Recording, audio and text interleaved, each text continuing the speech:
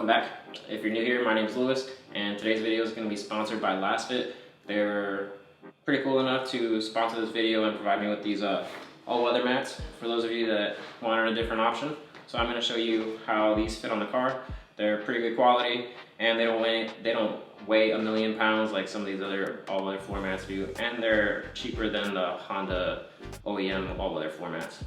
On top of that, I'm going to install some interior lighting to kind of like show off the interior and the floor mats a lot better.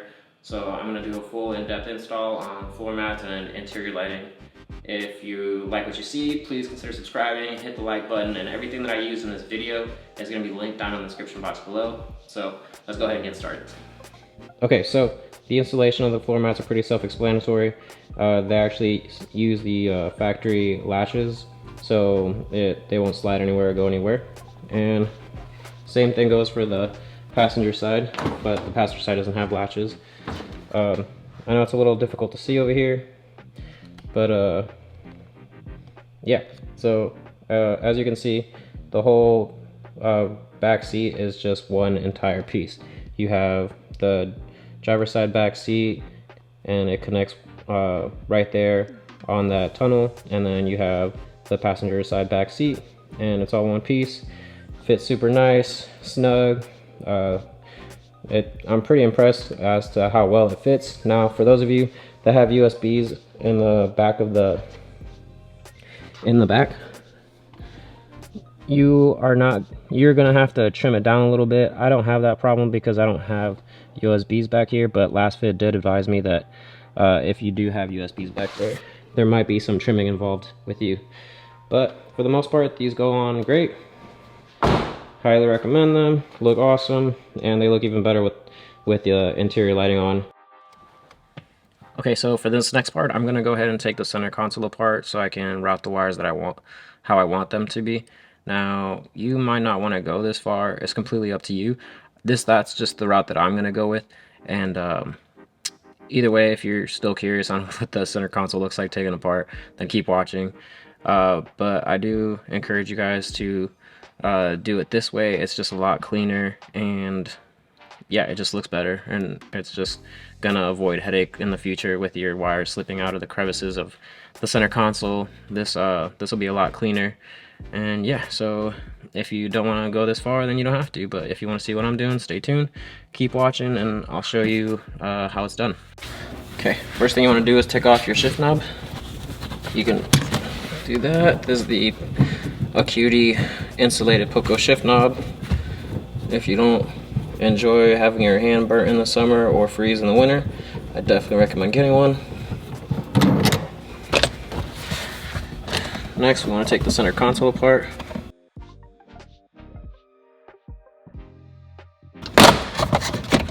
Okay, that slides up. Now I believe there's 3 connectors. They come out super easy.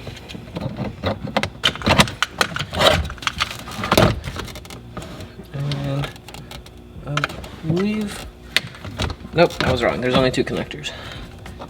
Tools to get it undone. All you gotta do is push one tab in at a time, and it should come out.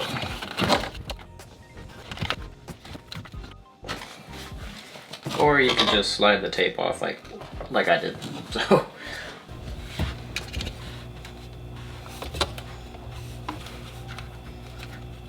I'll just slide it back on. Once that's out of the way, you can lift up the cup holder.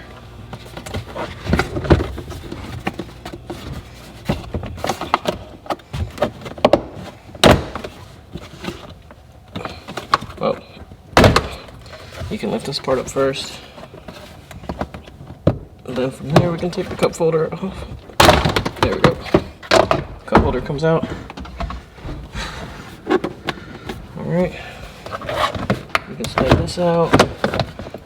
There should be, I'd say maybe 1, 2, 3. I think there's 3 connectors. So take that out. So there's 1, 2, 3, 4, 5, and then here's the cigarette lighter.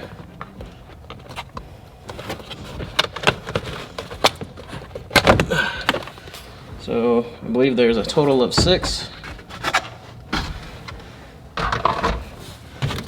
1, 2, 3, 4, 5, 6.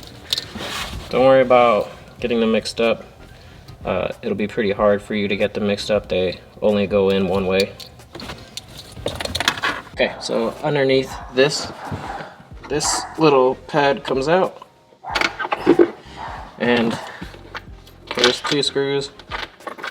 I already undid them. I just wanted to show you that they're where they were under. And those are, I use a 5/16 socket to get them out. Super easy, nothing difficult at all.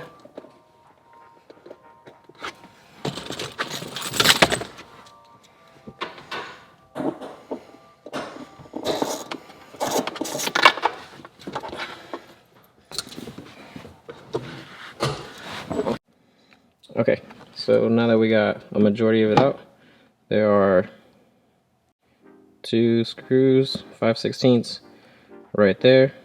Go ahead and undo those both, and we can get the rest of the center console out.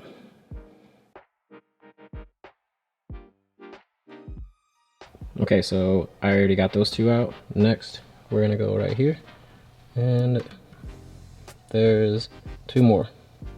After that, this should come out pretty easy.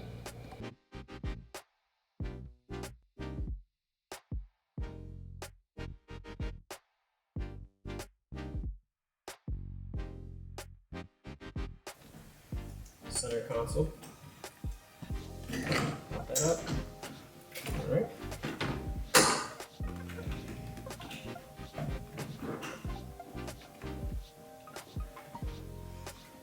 And there's one more. This piece right here needs to come out. So take your pick tool. There you go.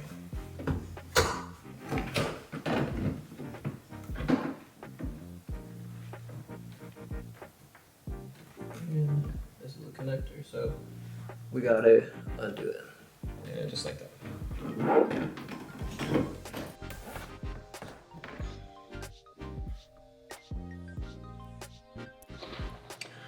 Okay, so for interior lighting, I went with the Op7 interior lighting kit. Everything you see on this side is what's included in the kit. You got all your cables, zip ties, these small little fastening things. I don't know what they are, what they're called, but they're included. This is the power module. Well, this is the module that's going to control all the lighting. You can change different colors. You have to download the app in order to be able to use it. This is some adhesive booster. So full disclaimer, be careful with adhesive booster. Once you put it on there, it's going to be a pain to get back off. And then you got the taps if you want to tap into any interior fuse box you may have, or you could use the what I call the cigarette lighter connection. And then in this box you got the 4 LED strips. Now I went for the 4 because I have a 4-door and I don't really need the 6, but they do have a 6 LED strip option if you're interested in that. Now on this side is everything that I kind of bought myself because I'm gonna be a little extra on this install. I don't want to be tucking wires anywhere. I kind of want things to run smoothly and be fastened smoothly. So I got some grommets, and then these are to fasten the wires down as I run them along the center console. They do make better ones, so I'll be sure to link those down in the description box below. And yeah, everything that you see here, I'm gonna go ahead and leave in the description down below if you wanna use it. Oh, and the kit also includes Velcro in case you wanna use that. And I will be using the Velcro, so I'm happy that it came with it. Okay, so when you're ready to install, you're going to want to take the fuse out of the area, the fuse box where you plan to wire this in. Now, I took the fuse out of the daytime running light that's inside of the driver's side fuse box. Now, just to be clear, this is not the fuse box in the engine bay. There's a fuse box underneath your where your steering wheel is, and you can look up the charts underneath the steering wheel and it'll tell you what each fuse is for. I chose daytime running light because for the most part my daytime running light are always on, so I went with that. And you want to put the fuse that you took out of that spot and put it in this spot right here. So now you have two fuses. One is going to be for the interior lighting and one is for the daytime running light. And that's pretty much it.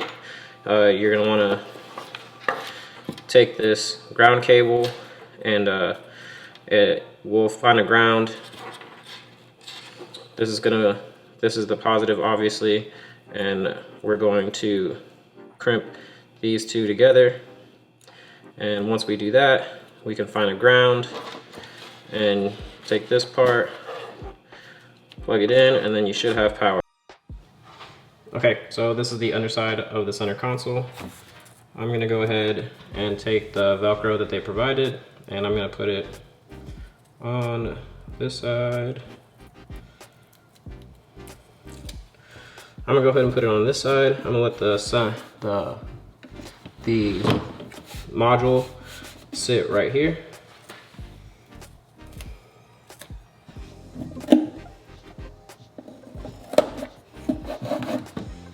Alright.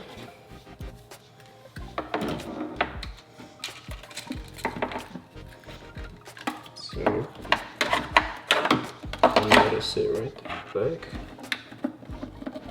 So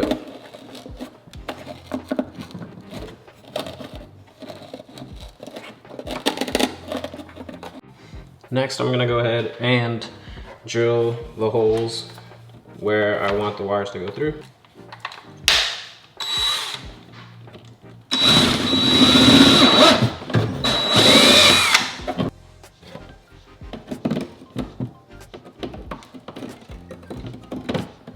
Clean it up nice.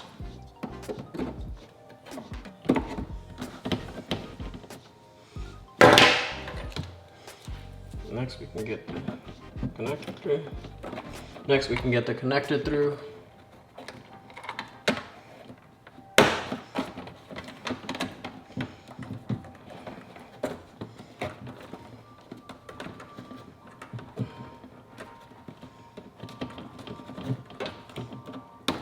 And there we go.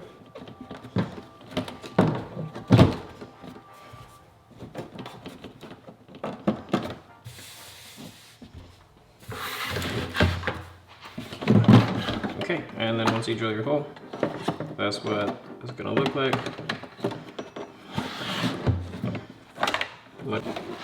Okay, so now that I've drilled my holes for the wires and the grommet to go through, do keep in mind that one side is marked for left and the other one is marked for right. Just a mental note to keep when you're routing these wires. So another note to remember is that you want to use the shorter ones to go to the back, and then the longer ones to go to the front. I know it seems kind of obvious, but I don't want you to make a mistake and then have to redo the entire wiring harness, because once these grommets are in, they're kind of a pain to get back out. Okay, so I went ahead, drilled the holes, put the wires through the rubber grommets, fastened down the wire bundles with these things that make everything neater.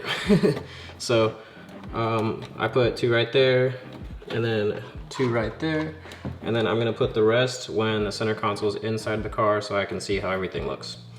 So yeah, let's go ahead and put this back in and we'll see how everything looks. Okay, so now I put the center console back in. As you can see, I went ahead and routed the wires alongside of the wall away from the shifter assembly. This is what this side looks like. And that's the one for the light and one for the power. And then I'll go down here and show you what this looks like. And there's a rubber grommet right there with the LED and the power wire coming through. And right here, you'll be able to see the LED light strip right there. And for those of you that didn't know where the fuse box is inside of the car, this is where it's at. And under on the driver's side, that's the OBD2 port. And I picked, I believe it's fuse number 44. I tapped into there. It's for the daytime running light. So this is how the back two are installed.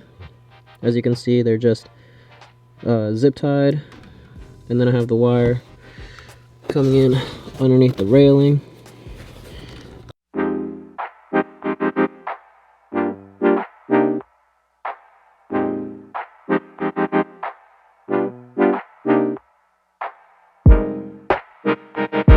Okay, that wraps up this install. If you guys enjoyed that, please consider subscribing, smash that like button, and everything that I used in the video today is going to be linked down in the description box below. Again, you don't have to go as crazy as I did by creating those holes and using grommets and stuff. You could just tuck the wires in between the carpet and the center console. And yeah, let me know what you guys think. Oh, and one more thing, so the lights won't automatically come on. I thought they would. I had another kit by them that did automatically turn on, but that was a remote kit. This is a Bluetooth kit. So I believe for the Bluetooth kit, you're gonna have to use those red and black wires that you saw, and you're gonna have to wire those into your dome light. At least that's what some instructions online said. So yeah, I hope you guys enjoyed it, and I'll see you on the next one.